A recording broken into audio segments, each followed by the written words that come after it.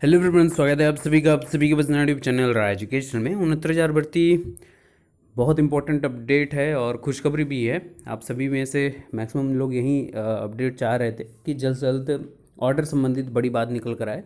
तो triple bench जो है वो एक साथ बैठ रही है और ये संयोग जो बना हुआ है, काफ़ी दिनों बाद ये संयोग बना हुआ है। सुनवाई के दौरान स्टार्टिंग में ही ट्रिपल बेंच बैठ रही थी, फिर लास्ट टाइम में दो ही बेंच बैठकर सारा काम की है। तो ट्रिपल बेंच एक साथ है, तो इस पर इम्पोर्टेंटली आप लोगों को कॉज लिस्ट दिखाऊंगा।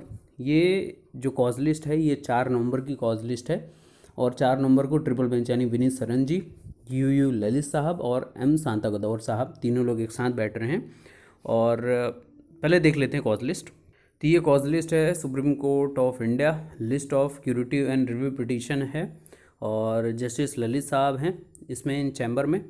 और इम्पॉर्टेंटली डेली कॉज लिस्ट के अंतर्गत जो है वो ऑनेबल ललित साहब, ऑनेबल शांता गदौर साहब और ऑनेबल विनीत सरन साहब हैं।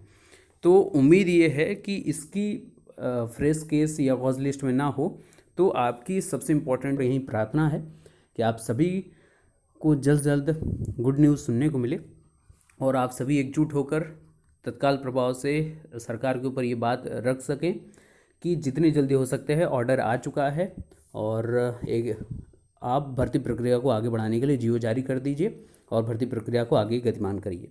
ये सबसे इम्पोर्टेंट बात है। और ऑर्डर जैसे रिवील होगा, आप लोगों से बहुत इंपॉर्टेंट एक पॉइंट पर चर्चा करनी है, अभी मैं नहीं करूँगा क्योंकि ऑर्डर आने के बाद ही हम उस पर चर्चा कर सकते हैं। और वो इम्पॉर्टेंट है सबके लिए, पूरे 69,000 भर्ती के भर्तियों के लिए एकजुटता के साथ, ठीक है ना। दूसरी इंपॉर्टेंट बात पे आ जाते हैं, संशोधन के मुद्दे को लेकर। संशोधन के मुद्दे को लेकर इम्पोर्टेंटली बात इसकी ये चर्चा करनी है कि संशोधन पर कई इंपॉर्टेंट चीज़, जैसे सबसे बड़ा संशोधन पर मैटर है सीबीएसई बोर्ड के जो 10th के मार्क्स के ऊपर प्राप्तांक और पूर्णांक को लेकर डिफ्रेंशिएट क्रिएट किया गया है। लेकिन सबसे इम्पॉर्टेंट बात, मानने वाली बात ये है, अगर मैं आपको दिखाऊं, ये है यहाँ पे, और यहाँ पे मेंशन किया गया है, देखेंगे तो हाई स्कूल में बेस्ट 5 विषय के अंक अंकित किए गए हैं। 600 पूर्णांक की जगह पर 500 का पूर्णांक बनाकर आवेदन किया गया है, जो आवेदन से भिन्न है। ये यहाँ पर बात निकल कर आ रही है ना। तो इसके लिए सबसे इम्पोर्टेंट बात है कि अभ्यर्थी लगातार इसको लेकर परेशान है कि क्या होगा सर, बेस्ट 5 सब्जेक्ट का क्या होता है। तो ध्यान से समझ लीजिए, बेस्ट 5 सब्जेक्ट नहीं होता है कुछ, सारी चीज़ें अगर मैं आपको टेक्निकली बताऊं तो हर सब्जेक्ट का 2 CGPA होता है, ध्यान से समझिएगा। और CGPA जिसमें आपका ये ग्रेड पॉइंट होता है, इसके अंतर्गत ही आपको, जैसे कुछ लोगों को मिला हुआ 8.2, 8.4, 9.2, 9.4, 9.8, किसी किसी का 10 होगा, है ना। अगर इसको 10 को हम लोग जो CGPA को परसेंटेज में कन्वर्ट करने के लिए क्या होता था, 9.5 से मल्टीप्लाई कर देते थे। यही होता है ना एग्जैक्टली। अगर मैं एक एग्जांपल लूँ, ध्यान से समझिएगा, तभी आप समझ पाएंगे कि क्या चीज़ें होनी चाहिए और सही क्या है। सही तो है 500 पूर्णांक ही सही है अपने आप में, ठीक है ना। वहीं एग्जैक्टली आपके परसेंटेज को प्रदर्शित करता है। मैं क्यों बोल रहा हूँ, बहुत ध्यान से समझिएगा। मान लीजिए किसी बच्चे का 9.2 CGPA है, ध्यान समझिएगा, और उसको 9.5 से मल्टीप्लाई करते हैं तो एग्जैक्टली जो स्कोर आता है प्रतिशत में 87.4% आता है, ठीक है। ये 87.4% तभी आएगा। अब इसको अगर परसेंटेज को आपको नंबर में कन्वर्ट करना हो तो कैसे प्राप्त करेंगे ये नंबर। जाहिर सी बात है कि अगर आप इसको 600 में अगर आप ये 80%, 87.4% का आंकड़ा निकालेंगे तो लगभग 600 में आपके 500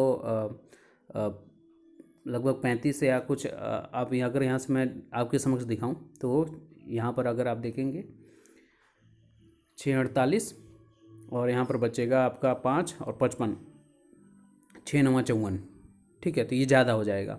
इसको अगर मैं करूँ 25, ठीक है, तो 648 और फिर यहाँ पर आपका हो जाएगा, तो लगभग एग्जैक्ट स्कोर जो है ना 87.4 नहीं आएगा 600 की, अगर मैं राउंड ऑफ करने की बात करूँ तो।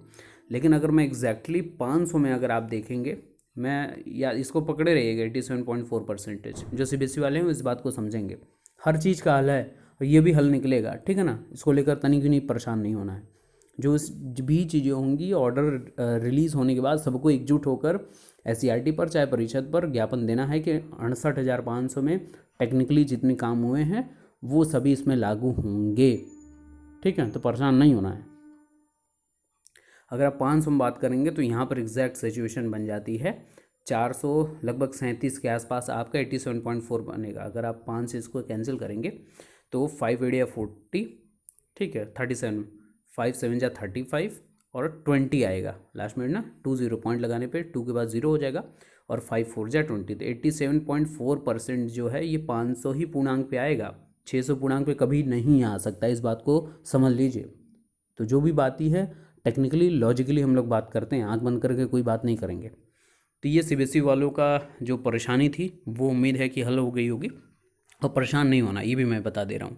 जो बेस्ट 5 सब्जेक्ट हैं, स्पेशली आपका हिंदी होगा, इंग्लिश होगा, मैथमेटिक्स होगा, सोशल होगा, साइंस होगा, ये तो 5 सब्जेक्ट चलते ही हैं। अगर इसमें से एक भी हिलता है तो IT आपका कंप्यूटर जिसको आप बोलते हैं वो रहता है, और सबके लिए 2-2 CGPA है, तभी तो 5 सब्जेक्ट के मिला के 10 CGPA होता है। इसी के अकॉर्डिंगली तो आप अगर टेक्निकली मैं बात करूं तो 5 सब्जेक्ट के अकॉर्डिंग ही 2-2 CGPA स्कोर रहता है, तभी तो 5 दूना 10।